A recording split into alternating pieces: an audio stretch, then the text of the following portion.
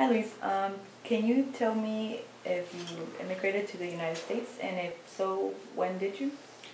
Yeah, I came whenever I was 12, around 8 years ago. Uh, Around 8 years ago? yeah, Okay. around 8 years ago. All right. So what is your stance on immigration, and more specifically on undocumented immigration and the current debate on immigration reform? Well, I've seen there's a lot of trouble, and I don't think it's fair for, I will say, like anybody, because I feel like everyone has a right to feel like they have like an equal chance. I guess whenever you're in America, that's kind of like the dream, at least that's how I feel like, and you shouldn't be able, like, shouldn't feel like you're not gonna be able to do something just because you are like an undocumented, or just because you're not from like a white race, or like you're just because you're Hispanic. Okay. So you would say you generally agree with the current debate on reform? I do, because I feel like not only because you are Hispanic or Latino, you're supposed to stay like in some, I guess, not only social classes, but I guess be like, so many times like people don't get the chance to go to college just because they're Hispanic, or whenever you have a job, just because you're Hispanic you don't get paid as much, or you get treated differently because of that.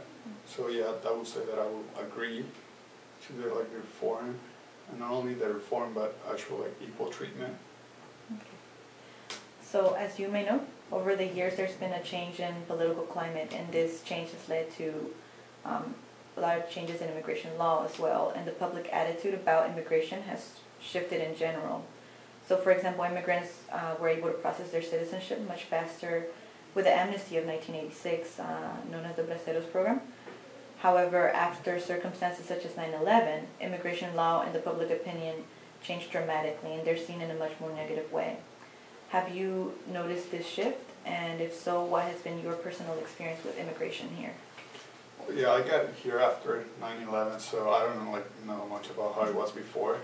But for what I have experienced, there has been, whenever I came to the U.S., my first day in middle school, I felt like I was discriminated because I didn't speak English, so it was hard for me whenever I was getting lunch, I couldn't like speak, so I couldn't say what I wanted. So a lot of kids were like laughing at me because of that, because I couldn't tell. So I guess that way I felt discriminated, because it wasn't my fault that I couldn't like speak English, and there were like a lot of the students like laughed at me because I couldn't communicate, as if that was a problem, or if I was inferior to that.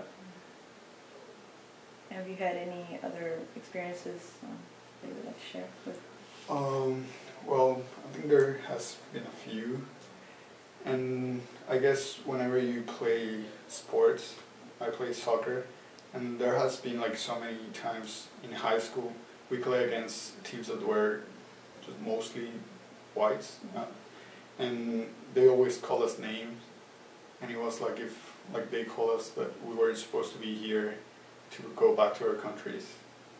And I guess I haven't seen much of that in college, maybe because I think people are more educated, and they kind of like, I guess, like at this time whenever like Hispanics or migrants are like kind of like popular, or like we have like an equal, I don't think I feel they feel like as if there's not like this barrier between like ethnic or race. Okay. So finally, can you tell me how the current immigration process to obtain citizenship works? Well, I know that you have to first get a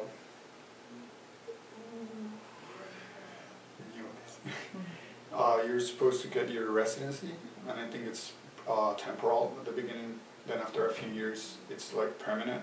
And I think you gotta wait like 5 or 8 years to be able to apply for citizenship. Then you get like different tests.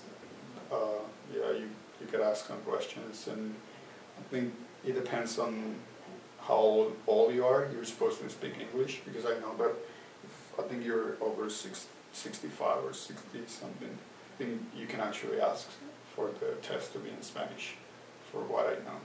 Okay. And how do you think that status, such as undocumented, documented, affects people's everyday lives? As I said before, many students don't get to go to college because of this, because not only because they are discriminated, but because it's written that they can apply to certain scholarships. So without a scholarship, it's very hard to go to college without, I feel, yeah, it's almost impossible to get a, guess, in that sense for students. Whenever it comes to like adults or, yeah, I think it's hard because most of them get treated badly because they are undocumented. And I have seen cases even when they are not undocumented, they are treated badly because they are Hispanics, and it's, I guess, it's given that they are undocumented, so it doesn't matter if you are legal or not, you're still treated as if you weren't. I think that's a problem. Okay. All right, Luis, well, that's all we have. Thank you for your time.